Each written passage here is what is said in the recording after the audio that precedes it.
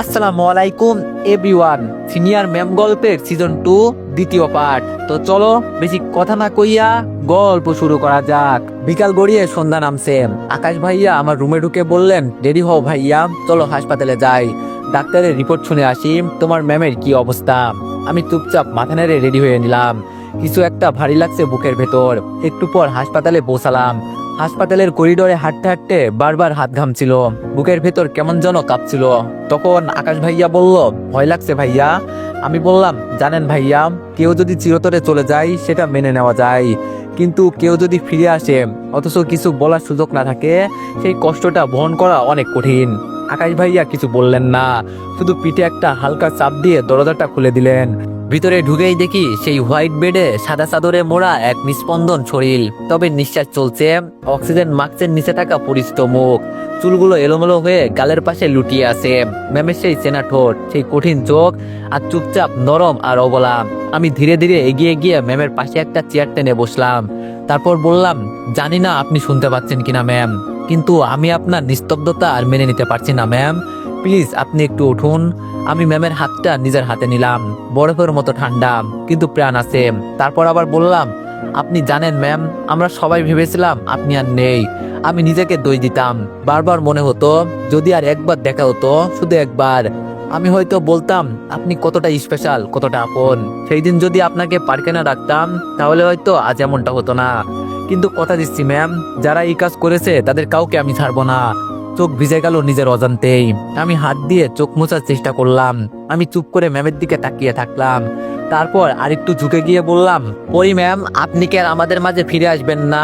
একবার অন্তত চোখ মিলে দেখেন না আমাকে। আমি অপেক্ষা করতেছি, আপনি বুঝতেছেন না? ঠিক আছে, দেখি কতদিন আপনি আমার উপর অভিমান করে থাকেন। অপেক্ষা করে যাব সারা জীবন। তারপর আস্তে করে মাথাটা পাশে রেখে ম্যামের হাতটা ধরে চুপ করে বসে থাকলাম।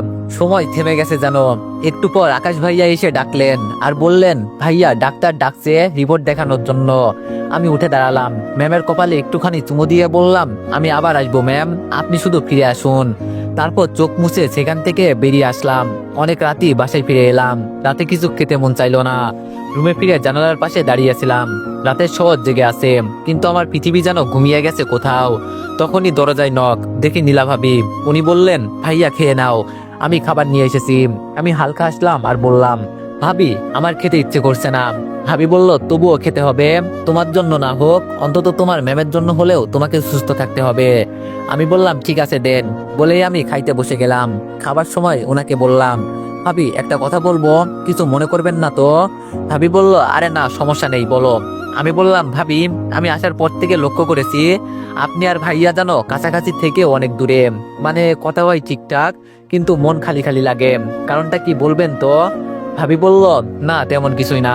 আমি বললাম, ভাবি আমি ভাইয়ার সাথেও এই ব্যাপারে কথা বলেছিলাম।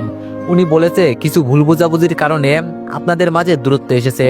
ভাবি সম্পর্ক মানে তো শুধু ভালোবাসা না, বিশ্বাসও লাগে। আপনি কি একবার ভাইয়ার কথা মন দিয়ে শুনেছেন? ভাবি কিছুক্ষণ চুপ করে রইলেন। তারপর চোখ নামিয়ে বললেন, আমি তো বিশ্বাস করেছিলাম, কিন্তু তোমার ভাইয়া তো সেই বিশ্বাসের মর্যাদা রাখতে পারেনি। সেই রাতে ওর ফোনের মেয়ের এসএমএসটা তো আর মিথ্যা ছিল না, তাই না? আমি বললাম, ভাবি মাঝে মাঝে চোখের দেখাটাও ভুল হয়।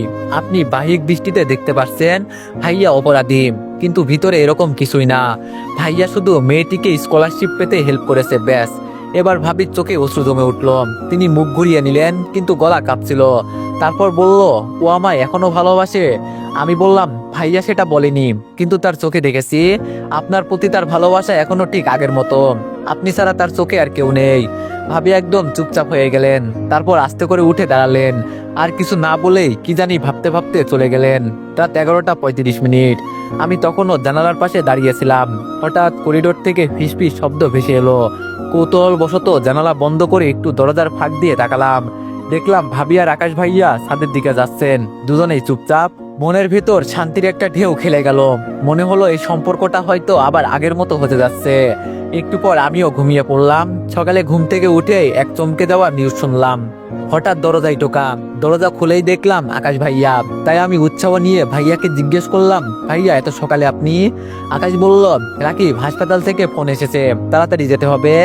আমি শুনে চমকে উঠলাম, ম্যামের কিছু হয়ে যায়নি তো আবার? তাই আমি অবাক হয়ে জিজ্ঞেস করলাম, কি বলছেন ভাইয়া, কিছু হয়েছে? আকাশ বলল, তোমার ম্যাম কোমা থেকে বের হচ্ছে ভাইয়া। ডাক্তাররা বলেছে উনি কিছুটা সাড়া দিচ্ছে। এই খবরটা জানো আমার কানে ঢোকার সাথে সাথে সবকিছু থমকে গেল। বুকের ভেতর এক ঝড় বয়ে গেল। আমি তাড়াতাড়ি জামা কাপড় পরে রেডি হয়ে গেলাম। আমি বললাম, চলেন ভাইয়া, এক মুহূর্ত দেরি আর সহ্য হচ্ছে না। আমরা সবাই হাসপাতালে চলে আসলাম। মনটা যেন ম্যামকে দেখার জন্য ছটফট করছে। হাসপাতালের কেবিনের সামনে তখন ছোটখাটো ভিড়, ডাক্তার নার্স সবাই উপস্থিত। আমি ভিতরে ঢুকে দেখলাম ম্যামের চোখ খোলাম। সে যেন চারপাশে তাকাচ্ছে, কিন্তু একদম শূন্য দৃষ্টিতে। অপরিচিত মুখগুলোর মাঝে কোনো আবেগ নেই, কোনো চেনা অনুভূতি নেই। আমি ধীরে ধীরে এগিয়ে গিয়ে ওনার পাশে দাঁড়ালাম আর ভেজা গলায় বললাম, ম্যাম কেমন আছেন? পরি ম্যাম আমার দিকে তাকালেন, ঠোঁট নড়ল কিন্তু খুব আস্তে। এক অচেনা কণ্ঠে বললেন, কে আপনি? এই দুইটা শব্দ যেন আমার বুকের ভেতর কাছে চালিয়ে দিল, যেন কেউ আমার সমস্ত অনুভূতি মুহূর্তেই মুছে দিল। তখন আবার বলে উঠলাম, আপনি আমাকে চিনতে পারছেন না ম্যাম? আমি রাকিব, আপনার স্টুডেন্ট। আর আপনার... আমি পুরোটা বলার আগেই ডাক্তার বলে উঠলেন, আমরা দুঃখিত, উনার মেমোরি লস হয়েছে। 8 মাসের দীর্ঘ কোমায় থাকার কারণে ওনার স্মৃতিশক্তি অনেকটাই নষ্ট হয়ে গেছে। কিছু অংশ হয়তো সময়ের সাথে ফিরতে পারে, আবার হয়তো নাও ফিরতে পারে। আমি বুঝে উঠতে পারছিলাম না কিভাবে নিজেকে সামলাবো। ডাক্তারের কথা শুনে মাথা ঘুরে আসছিল। আমি চেয়ারে ধপ করে বসে পড়লাম। মাথা নিচু করে কান্না আটকানোর চেষ্টা করলাম, কিন্তু মোটেও আটকাতে পারলাম না। আমি নিজেই ফিসফিস করে বলে উঠলাম, আপনি যদি আমায় ভুলেই যান তাহলে আমি আর কার চোখে নিজের অস্তিত্ব খুঁজবো ম্যাম? কার চোখে? পরি ম্যাম আমার দিকে তাকিয়ে শুধু বললেন, আপনি কাঁদছেন কেন? ম্যামের কথা শুনে আমি চোখ মুছলাম। তারপর হালকা হাসির ভান করে বললাম, কারণ কেউ একজন ছিল যে আমার চোখে নিজের স্বপ্ন খুঁজে পেয়েছিল, আর সেই চোখ এখন আমায় চেনে না। ম্যাম আমাকে আবার বললেন, কি বলছেন কিছুই বুঝলাম না। আর তখনই ডাক্তার এসে বললেন, কিছুক্ষণের জন্য সবাইকে বাইরে যেতে হবে, ম্যামকে ওষুধ দিতে হবে। আমি উঠে দাঁড়ালাম। আকাশ ভাইয়া আমাকে ধরে হাসপাতালের করিডোরে নিয়ে আসলেন। আমি একা দাঁড়িয়েছিলাম। পাশে এসে দাঁড়ালেন আকাশ ভাইয়া, ওনার চোখেও জল।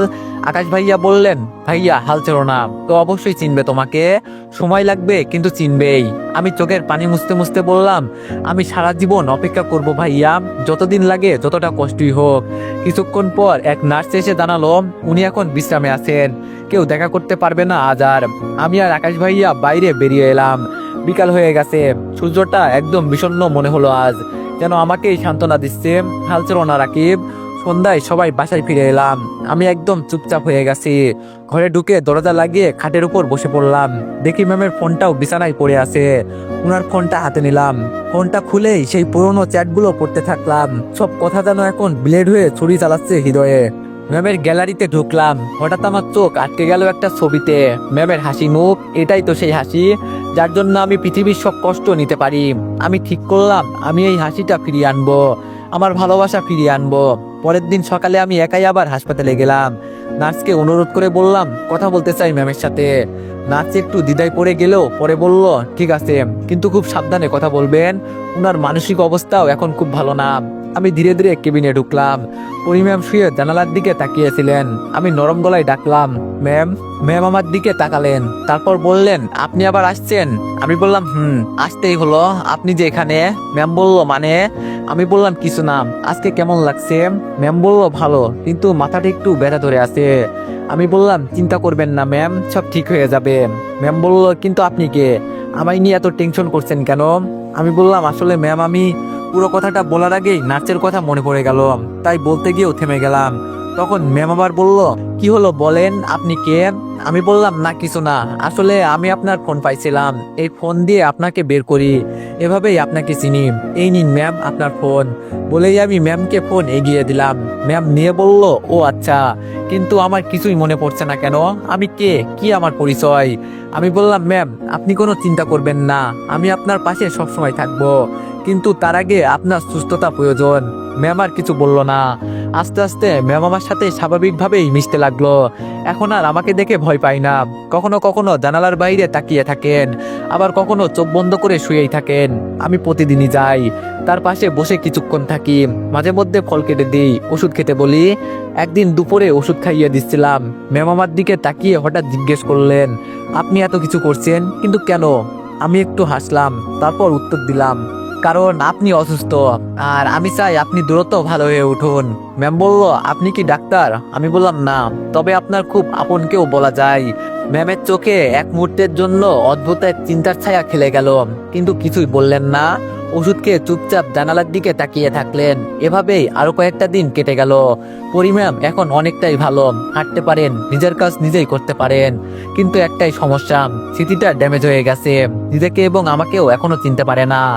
একদিন হাসপাতালে ম্যামের সামনে চেয়ারে বসে আছি, হঠাৎ আমি বললাম, ম্যাম আপনি তো এখন প্রায় সুস্থ, তো আপনি চাইলে মন ভালো রাখতে কিছুদিনের জন্য বাইরে ঘুরে আসতে পারেন। ম্যাম বলল, ঘুরে আসবো, কিন্তু কোথায়? আমি বললাম, বাংলাদেশ। ম্যাম বলল, বাংলাদেশ? আমি কি বাংলাদেশি? আমি বললাম, হ্যাঁ ম্যাম, আমি খোঁজ নিয়েছি, আপনার বাড়ি বাংলাদেশ, আপনি চাইলে আমি নিয়ে যেতে পারি আপনাকে। আমার বাড়িও বাংলাদেশ, পরিবেশ বদলালে আপনার মনের অবস্থাও আরো ভালো হবে। ম্যাম চুপচাপ কিছুক্ষণ ভাবলো, তারপর বলল, আমি জানি না কি করব। আমি বললাম, ম্যাম বিশ্বাস করুন, আমি আপনাকে ঠকাবো না। আপনি যদি চান আমি সব সময় আপনার পাশে থাকবো। আপনি ধীরে ধীরে সব মনেও করতে পারবেন। পরি ম্যাম চোখ নামিয়ে নিচের দিকে তাকিয়ে থাকলেন কিছুক্ষণ, তারপর ধীরে মাথা নাড়লেন। ম্যাম বলল, আচ্ছা ঠিক আছে, আমি যাব আপনার সঙ্গে।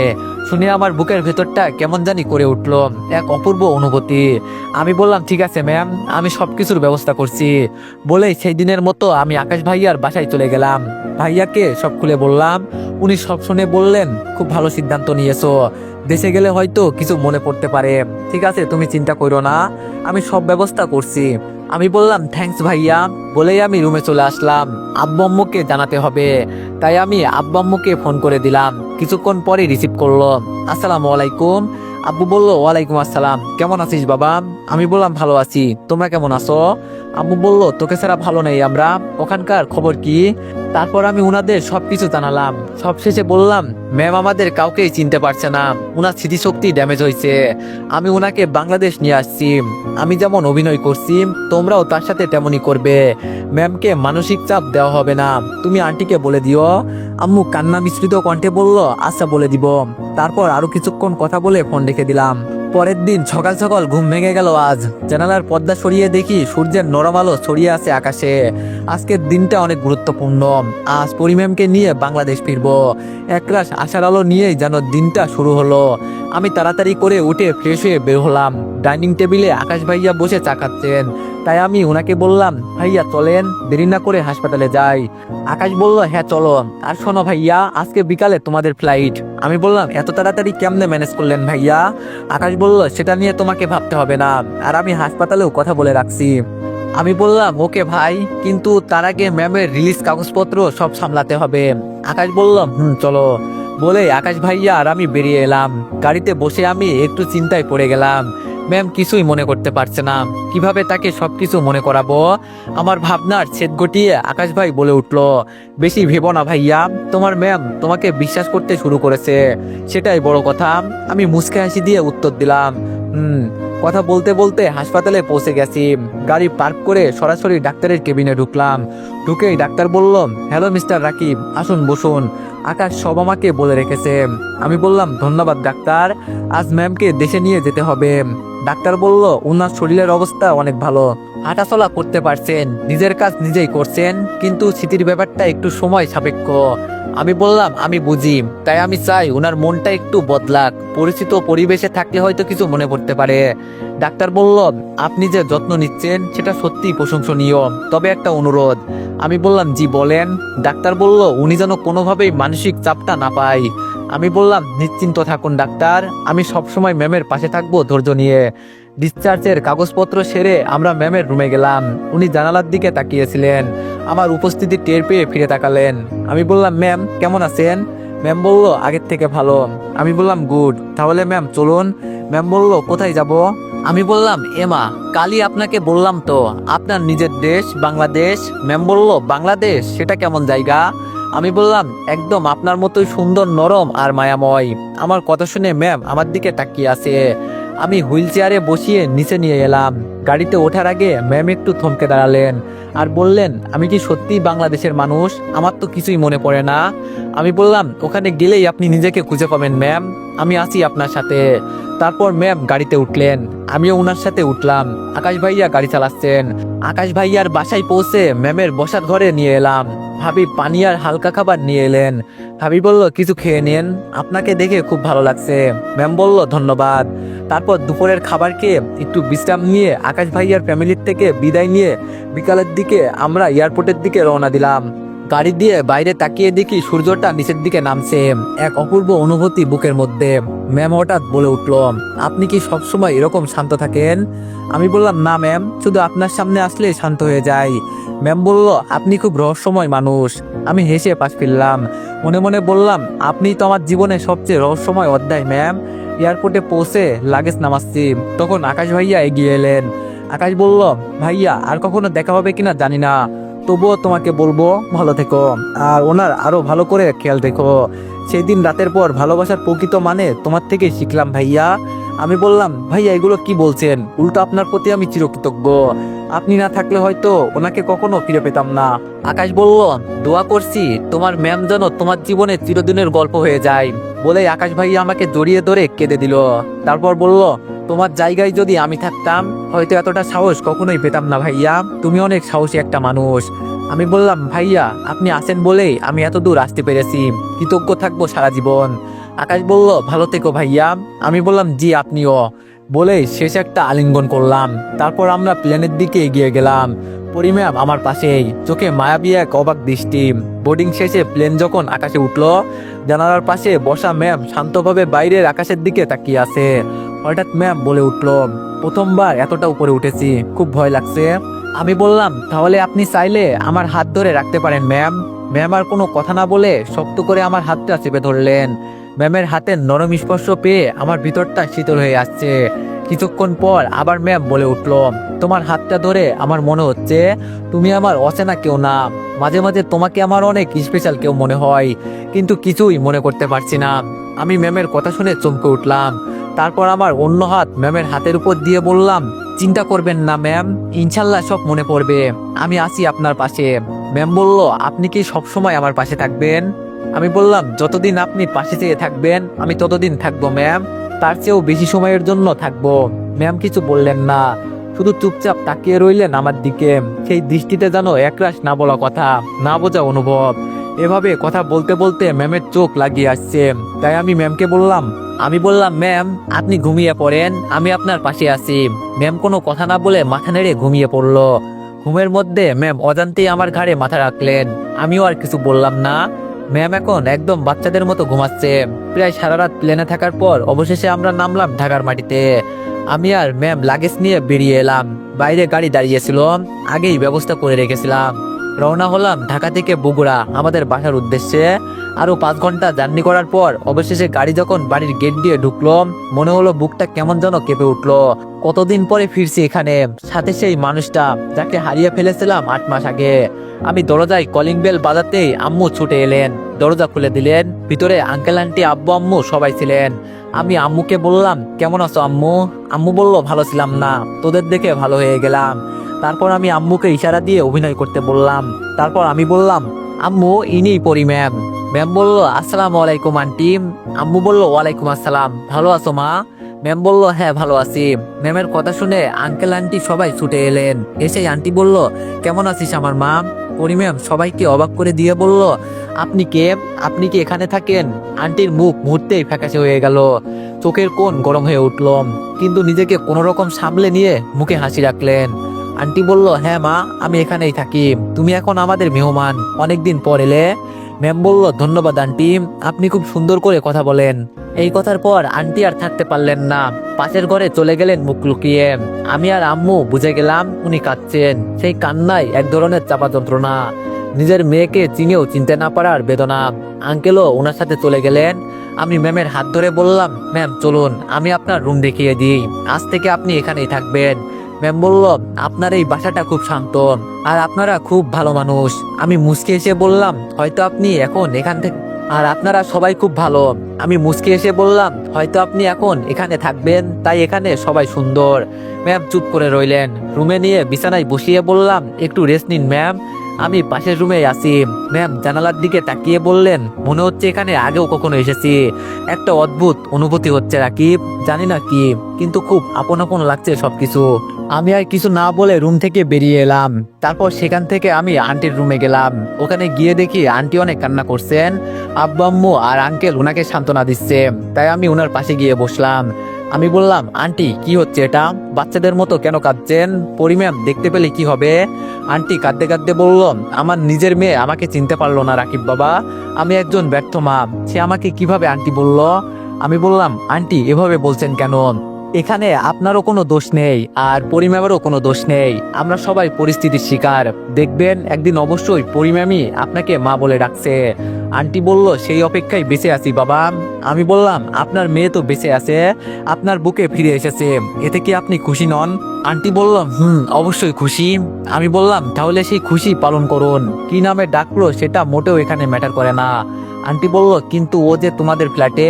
আমি বললাম, আন্টি উনি শুধু আমাকেই চিনে, তাই আমার মনে হয় উনি কিছুদিন আমাদের ফ্ল্যাটেই থাকুক। আম্মু বলল, হ্যাঁ রাকিব ঠিক কথাই বলেছে, পরি তো আমাদেরও মেয়ে। তারপর আন্টি শান্ত হলো। হঠাৎ পিছনে ম্যাম বলে উঠলো, কি হচ্ছে এখানে? আমরা সবাই এক ঝটকায় পিছনে তাকালাম। দেখি দরজায় ম্যাম অবলা হয়ে দাঁড়িয়ে আছে। আমি বললাম, ম্যাম আপনি এখানে? আমি তো আপনাকে রেস্ট নিতে রুমে রেখে আসলাম। ম্যাম বলল, আসলে একা একা ভালো লাগছিল না, তাই বাড়িটা ঘুরে ঘুরে দেখছিলাম। তা আপনারা সবাই এখানে কি করছেন আর উনি এমন করে কাঁদছেন কেন? আমি হালকা হাসি দিয়ে বললাম, কিছু না ম্যাম, আন্টি হঠাৎ একটু আবেগপ্রবণ হয়ে পড়েছিল, আপনাকে দেখে উনার মেয়ের কথা মনে হয়েছে, তাই একটু কান্না করছে। উনার মেয়ে দেখতে একদম আপনারই মতো। আন্টি চোখ মুছতে মুছতে বলল, হ্যাঁ মা, তোকে দেখে আমার মেয়ের কথা মনে পড়ে গেল, খুব মায়া লাগে জানিস, তোর চোখ দুটো ঠিক আমার মেয়ের মতোই। ম্যাম বলল, ও থ্যাংক ইউ আন্টি, কিন্তু আপনার মেয়ে এখন কই? আমি বললাম, সে অনেক দূরে থাকে ম্যাম।